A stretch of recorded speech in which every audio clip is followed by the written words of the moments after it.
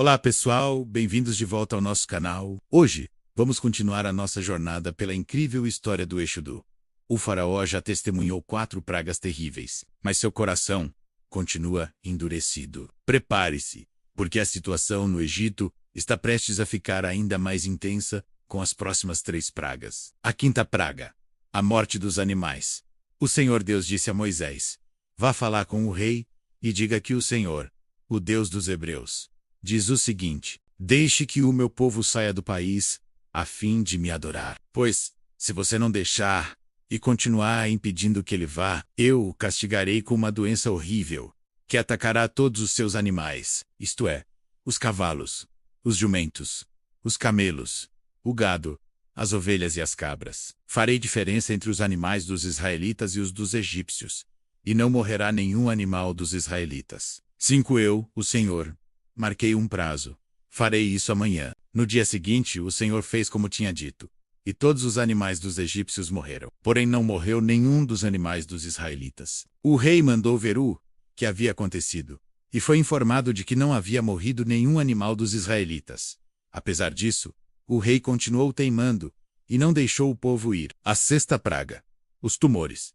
Então o Senhor Deus disse a Moisés e a Arão: peguem punhados de cinza de um forno, e que Moisés jogue essa cinza para o ar diante do rei do Egito. Ela se espalhará como um pó fino sobre toda a terra do Egito, e em todos os lugares a cinza produzirá tumores que se abrirão em úlceras nas pessoas e nos animais. Assim, Moisés e Arão pegaram cinza e ficaram de pé na frente do rei. Moisés jogou a cinza para cima, e ela produziu tumores, que viraram úlceras nas pessoas e nos animais. Os mágicos não puderam aparecer diante de Moisés, porque eles e todos os outros egípcios estavam cobertos de tumores. Porém o Senhor Deus fez com que o rei continuasse teimando. E, como o Senhor tinha dito a Moisés, o rei não atendeu o pedido de Moisés e Arão.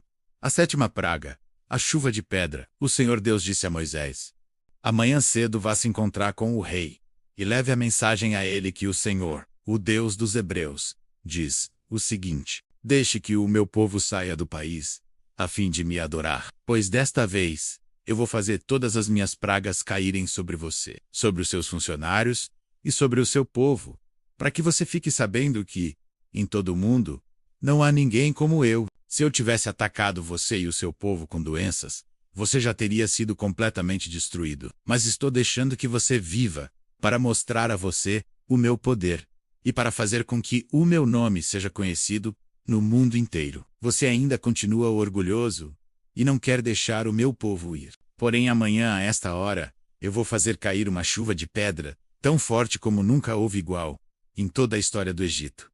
Portanto, agora, mande recolher o seu gado, e tudo o que você tem no campo. Se as pessoas e os animais que estiverem no campo não forem para casa, quando cair a chuva de pedra, todos eles morrerão.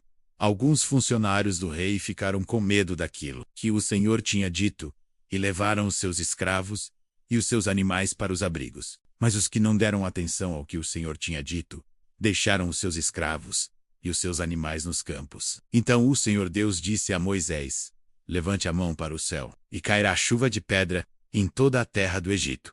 Cairá sobre o povo, sobre os animais e sobre todas as plantas do campo. Moisés levantou o bastão para o céu, e o Senhor mandou trovões, chuva de pedra e raios sobre o país. Ele fez cair uma pesada chuva de pedra sobre todo o Egito, e a chuva e os raios caíram sem parar. Essa foi a pior tempestade que o Egito já teve em toda a sua história. Em todo o Egito a chuva de pedra acabou com tudo o que estava no campo, incluindo as pessoas e os animais. Destruiu todas as plantas e quebrou todas as árvores. Somente na região de Gozém, onde estavam os israelitas, a chuva de pedra não caiu. Então o rei mandou chamar Moisés e Arão, e disse: desta vez eu pequei. O Senhor Deus é justo. Eu e o meu povo somos culpados. Orem ao Senhor. Chega de trovões e de chuva de pedra. Eu os deixarei ir. Vocês não precisam esperar mais. Moisés respondeu: quando sair da cidade eu levantarei as mãos em oração a Deus, o Senhor. Os trovões vão parar, e não haverá mais chuva de pedra. Isso para que o Senhor, ó rei, fique sabendo que a terra é de Deus. Mas eu sei que o Senhor e os seus funcionários ainda não temem a Deus, o Senhor. O linho e a cevada foram destruídos, pois a cevada já estava com espigas, e o linho estava em flor. Porém o trigo e o centeio não foram destruídos, pois ainda não haviam brotado. Depois de ter estado com o rei, Moisés saiu da cidade e levantou as mãos em oração a Deus, o Senhor. Aí a tempestade, a chuva e a chuva de pedra pararam. Porém, quando o rei viu que tinha parado de chover e que não trovejava mais, nem caía chuva de pedra, ele tornou a pecar. Ele e os seus funcionários continuaram teimando. E como o Senhor tinha dito por meio de Moisés, o rei não deixou que os israelitas fossem embora. Curiosidades de Êxodo capítulo 9. A primeira praga que faz separação completa entre Israel e Egito. Na praga da peste nos animais, Deus deixa claro que nenhum animal dos hebreus morreria, enquanto o gado dos egípcios seria destruído. Isso revela a proteção seletiva e sobrenatural de Deus. O faraó manda conferir, e é verdade. O texto mostra que o faraó, desconfiando da palavra de Moisés, envia mensageiros para verificar se os animais dos israelitas realmente não morreram. Eles confirmam, e mesmo assim, o faraó continua com o coração endurecido. O pó se torna chagas. Moisés e Arão lançam cinzas ao ar, e o pó se transforma em feridas inflamadas que atingem pessoas e animais. Detalhe: os magos não conseguem sequer ficar de pé diante das feridas, mostrando que o poder deles tinha limites claros. A pior tempestade da história do Egito até então. Deus anuncia uma tempestade de granizo, como nunca antes vista na terra do Egito. Algo histórico e sem precedentes. Quem temia a Deus foi protegido. Entre os egípcios havia pessoas que temiam a palavra do Senhor. Esses que ouviram o aviso de Moisés, colocaram seus servos e animais em abrigo, e foram poupados. Ou seja, até egípcios estavam aprendendo a reverenciar o Deus de Israel. Mistura de fogo com granizo. O granizo vem acompanhado de rajadas de fogo, uma manifestação sobrenatural e impossível de ocorrer naturalmente, destacando que era um juízo diretamente divino. Faraó admite pecado pela primeira vez. Depois da devastação, o faraó diz: "Desta vez pequei, o Senhor é justo." Mas mesmo assim, quando a tempestade para, ele volta a endurecer o coração. O Egito quase perde sua economia.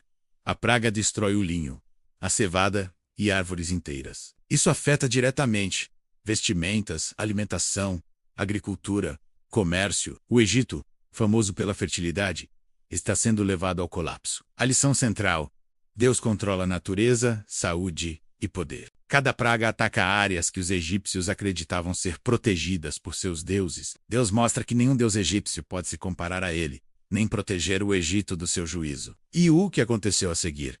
Exatamente o que Moisés previu. Assim que a crise passou, o faraó voltou atrás. Vendo que a chuva e os trovões haviam cessado, ele e seus oficiais endureceram seus corações novamente. Ele pecou mais uma vez, se recusando a cumprir sua palavra. E, como o Senhor havia dito, o faraó não deixou os israelitas ir embora. O ciclo de teimosia e desastre continua. Cada praga é mais intensa que a anterior, mostrando o crescente poder de Deus e a profundidade da obstinação do faraó, o que será necessário para finalmente quebrar essa resistência. Descobriremos no próximo episódio, quando explorarmos as pragas que se seguem. Obrigado por assistir. Se você está gostando desta série, não se esqueça de deixar o seu like, se inscrever no canal e ativar o sininho para não perder o próximo vídeo.